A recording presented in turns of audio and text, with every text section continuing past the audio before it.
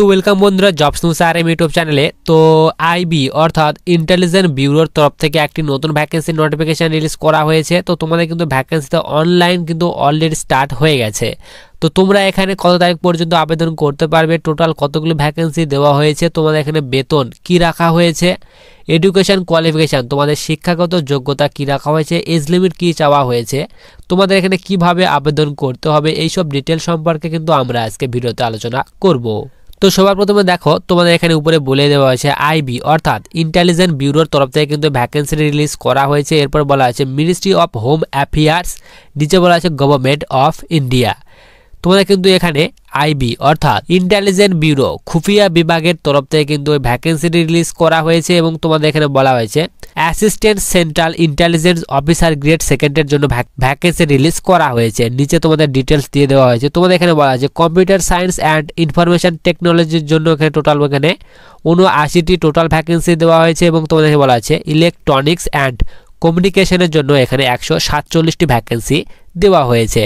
তো টোটাল তোমাদের এখানে বলা আছে 226টি টোটাল ভ্যাকেন্সি তোমাদের এখানে দেওয়া হয়েছে এবং তোমাদের এখানে বলা হয়েছে তোমাদের এখানে স্যালারির কথা বলা আছে। তার উপরে এখানে বলা আছে general central service group C. তো তোমাদের ভ্যাকেন্সিটি গ্রুপ সির ভ্যাকেন্সি। এখানে বলা আছে নন গ্যাজেট নন মিনিস্ট্রিয়াল। এখানে তোমাদের পে স্কেলের কথা বলা আছে লেভেল 7-এর বেতন দেওয়া হবে। এখানে বলা আছে 44,900 থেকে এখানে তোমাদের 1,42,400 টাকা পর্যন্ত পার মান্থ তোমাদের এখানে সিলেকশনের পর বেতন দেওয়া হবে। এখানে তোমাদের বেসিক পের কথা বলা হয়েছে 44,900 টাকা পর্যন্ত তোমাদের বেসিক পে দেওয়া হবে। তার সঙ্গে সঙ্গে ডিএ দেওয়া হবে, এসএসএ, এইচআরএ এইসব তোমাদের কিন্তু এখানে দেওয়া হবে। তো তোমাদের কিন্তু এখানে খুব ভালো পরিমাণে একটি বেতন তোমাদের দেওয়া হবে সিলেকশনের পর।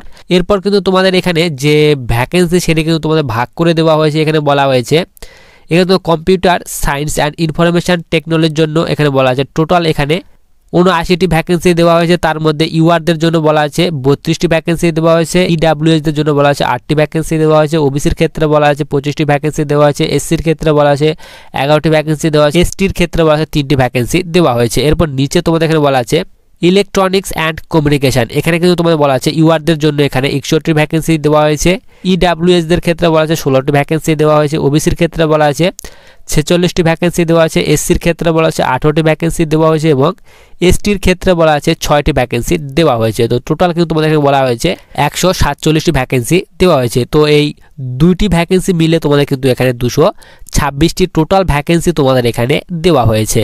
এরপর তোমাদের এডুকেশন কোয়ালিফিকেশান তোমাদের এখানে শিক্ষাগত যোগ্যতার কথা বলা হয়েছে। তোমাদের কিন্তু এখানে বলা হয়েছে বিই অর বিটেক। তো তোমাদের কিন্তু এখানে বিই বিটেক ইন ফিল্ড। তো তুমি যদি এখানে বিএ বিটেক পাস করে থাকো এখানে বলা আছে ইলেকট্রনিক্স, অথবা এখানে বলা আছে ইলেকট্রনিক্স অ্যান্ড টেলিকমিউনিকেশান, অথবা এখানে বলা আছে ইলেকট্রনিক্স অ্যান্ড এখানে বলা আছে কম্পিউটার ইঞ্জিনিয়ারিং, অথবা বলা আছে computer science and engineering from a government recognise university oblique college oblique institute. তো তোমাদের এখানে বলা আছে তুমি যদি বিই অথবা বিটেক পাস করে থাকো এই সব তোমাদের ট্রেডে তাহলে তুমি কিন্তু এখানে আবেদন করতে পারবে।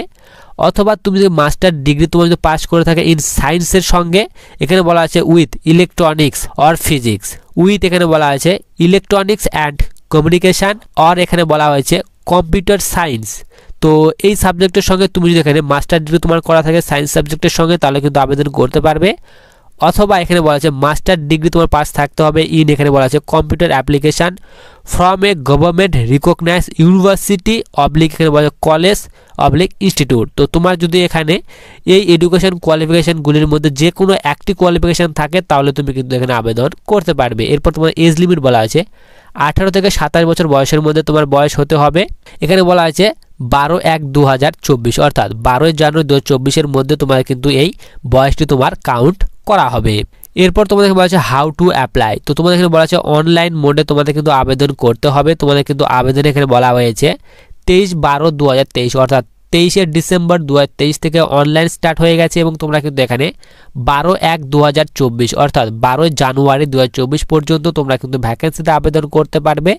এরপর তোমাদের অ্যাপ্লিকেশন ফির কথা বলা আছে 100 টাকা তোমাদের কিন্তু অ্যাপ্লিকেশন ফি পেমেন্ট করতে হবে এবং এসসি এসটি ফিমেলদের ক্ষেত্রে কিন্তু এখানে কোনো অ্যাপ্লিকেশন ফি পেমেন্ট করতে হবে না।